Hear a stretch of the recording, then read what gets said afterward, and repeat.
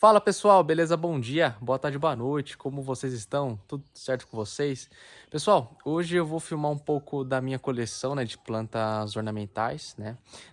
Aqui a gente tem um Antúrio salvani, né, o Salvani, como o pessoal conhece, e tem outras aqui também ao lado que eu vou filmar vocês. Essa aqui é uma outra que eu tenho aqui na nossa matriz. Então, pessoal, agora falando um pouco mais sobre essa Antúrio, né, Salvani ou Salvani, como muitos conhecem. Essa planta tem 3 anos e meio tá, de cultivo aqui no nosso sítio. A gente utilizou nesse pote 30, né, de plástico mesmo para fazer o seu plantio. Essas plantas ornamentais, elas exigem um pouco mais de umidade, tá? Então a gente tem que ficar bem atento. Ela gosta de ser hidratada, né, praticamente todo dia na sua parte vegetal. E a gente não pode também descuidar em relação ao seu substrato, né? Ela sempre tem que estar úmida, né? Pelo menos 30% de umidade interna. Aqui ao meio a gente pode observar essa folha, né? Saindo uma folha nova, né?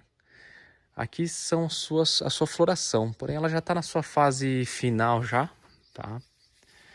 É uma planta fantástica e só para vocês terem uma ideia do tamanho da folha, deixa eu colocar minha mão aqui.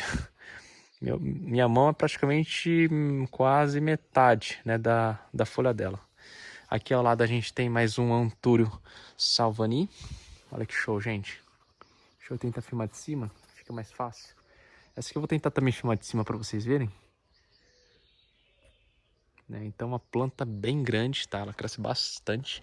E agora vamos lá, falando agora sobre as filodendros, tá?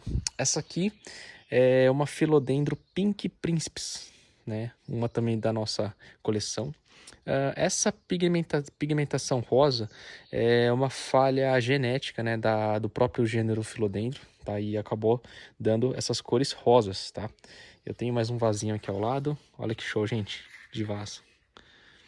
E a cor dela é rosa mesmo, tá? E o talo apresenta uma cor vinho, né? Escuro, um vinho bem escuro. O substrato também é rico em nutrientes, né? E um substrato bem drenado, tá? Ela segura sim um pouco de umidade, né? Até 30%, tá? Ela não é um substrato que encharca muito, né? Sua parte radicular. E ela tá se dando super bem. Outra planta também, essa aqui é um pouco mais comum, né? A Philodendron Xanadu, tá? Umas que eu tenho também que a gente cultiva. Então aqui temos a orquídea Phaios, tá? Essa aqui é um resultado, né, de um cruzamento muito interessante. A gente cruzou a Phaios Tankerville com a Phaios albo, né? E olha o resultado que show, gente. Ela deu essa variação, né? Essa variação bem na parte do labelo, ela saiu meio arrosada. Aqui embaixo tem mais uma flor dela abrindo. Olha que show.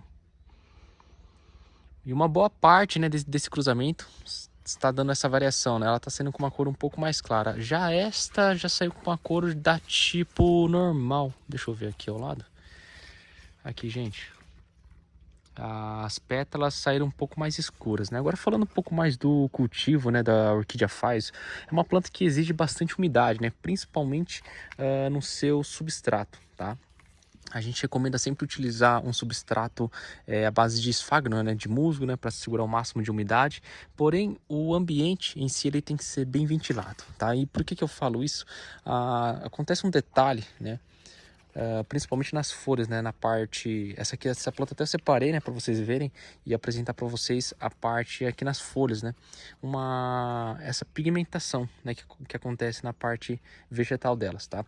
E isso é devido à falta de ventilação, o excesso, né, de umidade. Então é uma planta que sim exige uma umidade, né, ela precisa ser cultivada em lugares mais úmidos, porém com uma ótima ventilação, tá?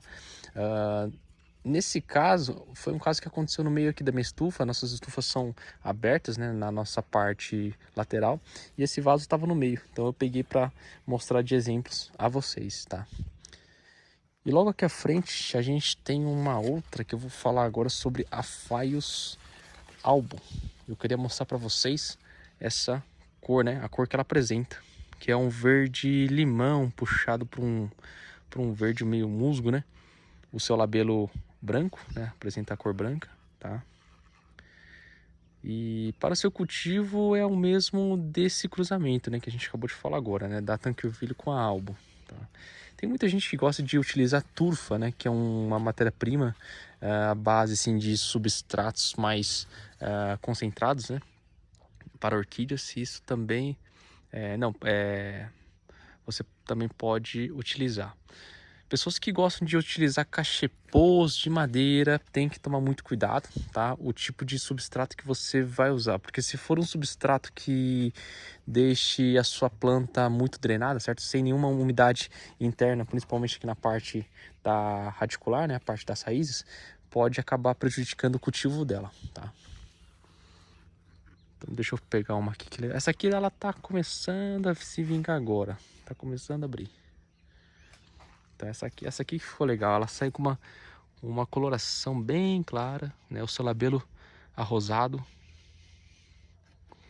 Essas plantas têm atualmente 2 anos, né, e meio de cultivo aqui no nosso sítio. Utilizamos essa cuia, né, para fazer o seu plantio.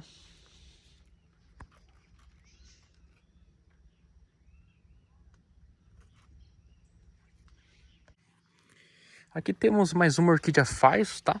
Essa aqui é o resultado daquele Phaios Tankerville com a albo, né? Ela tá começando a sair sua haste floral agora, né? E eu peguei ela para apresentar para vocês a parte radicular, né? A parte da raiz. Olha que show, gente. Então lembrando que esse substrato aqui é um substrato rico em nutrientes, né? Ele já é preparado para a orquídea Phaios, tá? Utilizamos também o nosso bocache organo mineral, né? Para fazer a sua adubação.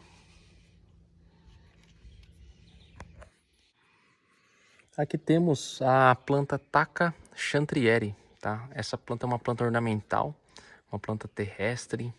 Ela está começando a pegar uma cor agora, nessa coloração mais escura, né? A gente utilizou esse vaso 20, né, para fazer o seu plantio, utilizando sempre um substrato bem drenado, tá? Olha que show, gente. Tem mais algumas aqui. Ela apresenta essa barbicha, né, branca que a gente costuma chamar aqui. Tem algumas aqui em cima também. Então essa também é uma das nossas plantas aqui da nossa coleção. E para o seu cultivo, a gente tem que ficar muito atento em relação à luz, tá? O excesso de luz pode sim acabar queimando, né, sua parte vegetal, tá? E a questão também da umidade, uma planta que gosta de bastante umidade, então se você costuma regar suas plantas até 3 vezes por semana, isso não vai afetar nada, né, em relação ao desenvolvimento da planta. Tem gente que gosta de deixar sempre em uma parte mais sombria, né, da casa. Vocês que moram em apartamento também, ela se dá bem em lugares mais fechados, tá?